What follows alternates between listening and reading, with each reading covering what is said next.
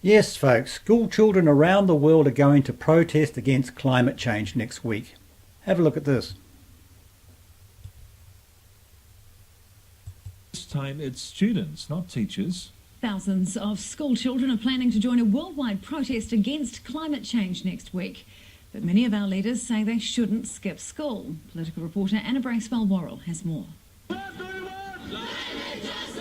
Next week, thousands of students around the world will skip school to protest climate change.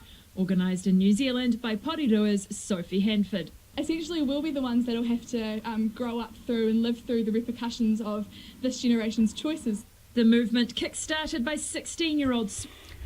Did she actually kick-start this off, or did our greenie socialists kick-start this off? The answer is obvious. Swedish student Greta Thunberg in her speech to the UN. You say you love your children above all else, and yet you're stealing their future in front of their very eyes. She plans to strike every Friday until Sweden cuts emissions by 15% a year. Next week, students around the world will join her. The more days that we leave in action, the smaller the window becomes. So the more days we leave in action, the smaller the window becomes. So are those her words, or are they the words of her teacher? The answer is obvious. They are the words of her teacher. This girl is just another one of our indoctrinated. Scientists say climate change will increase the frequency of droughts, floods and erosion, cause the extinction of plants and animals, and increase the spread of diseases. But does that justify a student strike? Their little protest is not going to help the world one bit. We pay a lot of money for people to get educated. Attending school is compulsory in this country. It's a day off school. Yeah, it's a day off school, and that's what it's all about.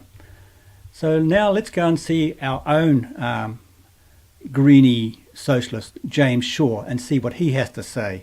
Or should I call him Mr. Ocasio-Cortez? To fix the problem. Should New Zealand school students be leaving the classroom, bunking, striking, call it what you will, in order to protest climate change during school time? Yes. Obviously, he's going to say yes. That suits his agenda, doesn't it? He's trying to force in the Green New Deal here as we speak. But this is what he's not telling you.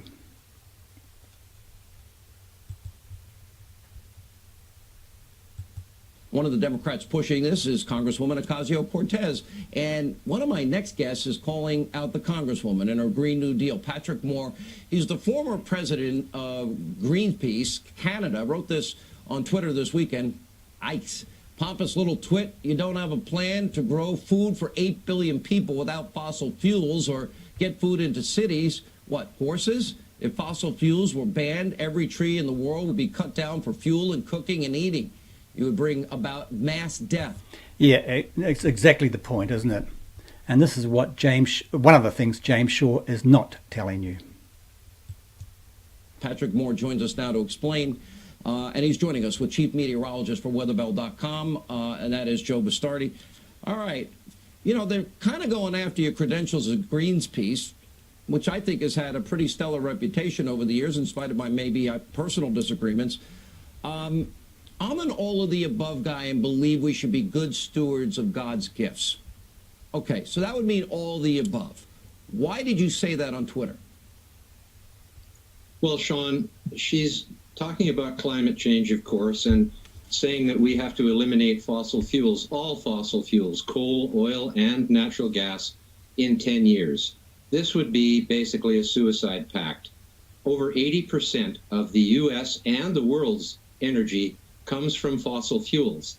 And the only reason for banning them is the so-called climate apocalypse or climate catastrophe.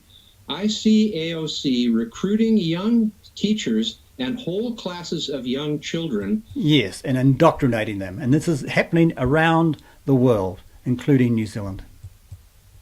Against the apocalypse, they're saying. They're telling these children that there's going to be an apocalypse in 10 years if they don't save the climate. I think this is child abuse myself. Absolutely. The whole climate change movement has now reverted to using kids as a front for not only climate change, and ending the use of fossil fuels, but the whole ball of wax about socialism. I think that's really what they're trying to sell. Yeah, and that's exactly correct. That is exactly what they're trying to sell. The end game is socialism.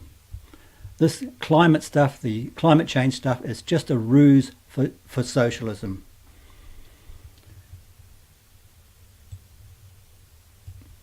Yeah, folks, if you look around the world, you'll see that all green parties have a socialist agenda, and that is their end game. And this is why we must get socialists out of our schools.